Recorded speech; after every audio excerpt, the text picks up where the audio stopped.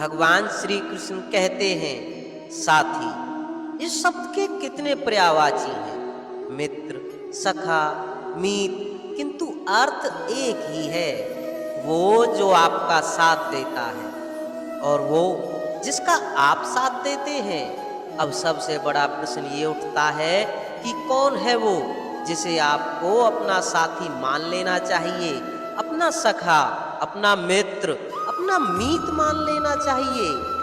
आपका साथी वो जो दुख में आपके साथ खड़ा रहता है, आपका हाथ थामता है। आपका साथी वो जिसका हाथ आप अपने सुख में थामते हैं। उसी साथी का हाथ थामिए जो सदैव दुख में आपके साथ खड़ा रहता है, जो तत्परता के साथ खड़ा रहता है और जिसे सुख में आप अपने साथ रख सकते हैं। और जब आपके साथ ये साथी होंगे तब आप ये समझेंगे कि जब दुख आता है जीवन में तो ये घट जाता है, सब में बट जाता है, और यदि यही सुख आए तो ये सब की उपस्थिति में बढ़ जाता है। यही है प्रेम, यही है प्रीत, यही है साथ, जैसा भगवान श्री कृष्ण और राधा रानी का है।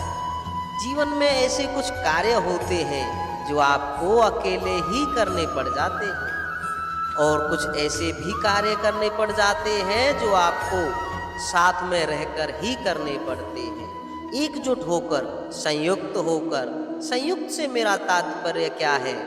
मैं उन लोगों की बात नहीं कर रहा जो वास्तविक रूप में एक दूसरे के साथ आकर कार्य करते हैं। मैं उन लोगों की बात कर रहा हूँ जो एक दूसरे से दूर रहकर भी एक दूसरे पर विश्वास करते हैं। मैंने पहले भी कहा था, समस्त विश्व की आस विश्वास में ही वास करती है। तो जहाँ समस्त विश्व है वहाँ समस्त संसार है, वही विश्वास है। तो अपने आसपास ऐसे दल को संगठित कीजिए जिन्हें आप पर विश्वास है और जिन पर आप विश्वास करते हैं। भगवान श्री कृष्ण कहते हैं, हम जिस व्यक्ति को चाहते हैं, जिससे प्रेम करते हैं, उसे एक भेंट अवश्य देना चाहते हैं। एक ऐसी भेंट जो उन्हें बहुत अच्छी लगे, जो श्रेष्ठ हो, अति प्रिय हो, बहुमूल्य हो, या कहो मूल्यवान हो। इसलिए हम क्या करते हैं? उनके लिए स्वर्ण, आभूषण, रत्न, हीरे, मोती ले आते हैं। परंतु क्या यही सर्वश्रेष्ठ भेंट है?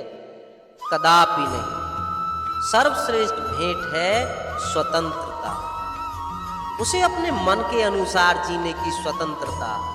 यदि आप किसी को स्वतंत्रता नहीं दे पाते तो वो कहीं ना कहीं बंध जाता है, उसका विकास कहीं ना कहीं रुक जाता है। किंतु यदि आपने किसी को स्वतंत्रता दे दी तो आप देखेंगे कि वो समस्त संसार को, इस जीवन को अपनी दृष्टि से देखेगा और समझेगा कि क्या उचित है और क्या अनुचित है, और यही सबसे श्रेष्ठ है। अब केवल यदि स्वतंत्रता दे देने से आप किसी को इतनी बड़ी शक्ति दे सकते हैं तो आप ही मुझे बताइए, क्या इससे बड़ी कोई भेंट है? कर्म, धर्म और कर्तव्य, ये तीनों आपस में जुड़े हुए हैं। कई बार इन तीनों को पूरा करते करते हमें उस व्यक्ति के सामने भी खड़ा होना पड़ता है, उसके विरुद्ध जाना पड़ता है जिससे हम सबसे अधिक प्रेम करते हैं। किंतु वहाँ ये युद्ध व्यक्तिगत युद्ध नहीं रह जाता, किंतु वहाँ ये युद्ध व्यक्तिगत युद्ध नहीं रहता। ये होता है कर्म, धर्म और कर्तव्य का युद्ध। सरल नहीं है, अत्यंत कठिन होता है उसका सामना करना जिसका हम सबसे अधिक सम्मान करते हैं। किंतु हमें तो हमारे धर्म के पथ पर चलना ही होगा, क्योंकि हम कर्तव्यबद्ध हैं और यही उचित भी है।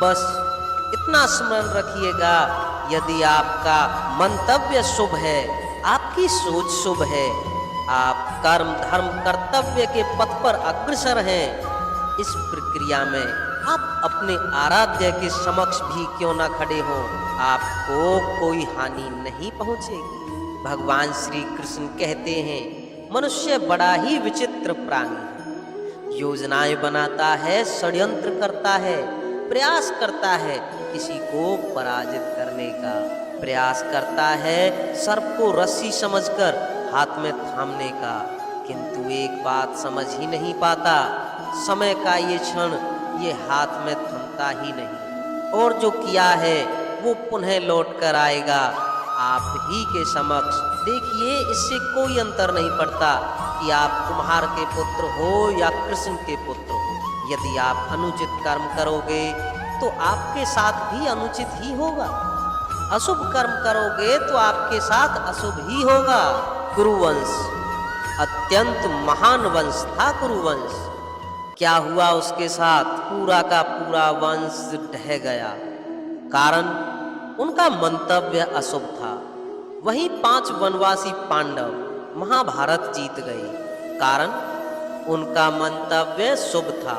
स्मरण रखिएगा, शुभ की अग्नि जलाओगे तो शुभ का ही तप पाओगे, अशुभ की अग्नि जलाओगे नरक में ही जलोगे। अब चयन आपका है। भगवान श्री कृष्ण कहते हैं शक्ति पाना उतना कठिन नहीं है जितना शक्ति पाने के पश्चात उस शक्ति को संभाल पाना कठिन, क्योंकि जैसे ही मनुष्य शक्ति प्राप्त कर लेता है उसके मन में गर्व आता है, जो अभिमान बनता है, जो हठ बनता है। इसलिए शक्ति प्राप्त करने के साथ ही विनम्र होना अति आवश्यक है, और ये हमें सीखना चाहिए एक वृक्ष से।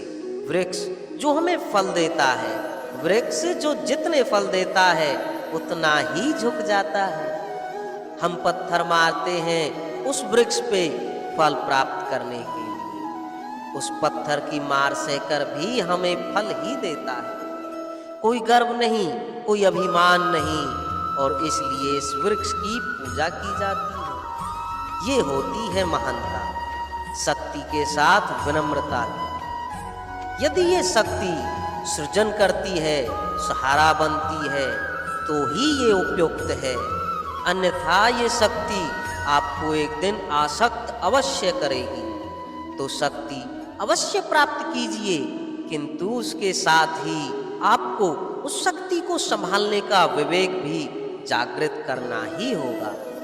और यदि ऐसा नहीं हुआ तो आपको प्राप्त हुई शक्ति ही स्वयं आपके विनाश का कारण भी बन सकती है। तो दोस्तों, आज की इस वीडियो में बताए गए भगवान श्री कृष्ण के इन विचारों को यदि आप अपने जीवन में अपनाते हैं तो कठिन से कठिन समय में आप धैर्यवान बनकर रह सकते हैं, जिससे आप सफलतापूर्वक अपने मुकाम तक पहुंच सकते हैं।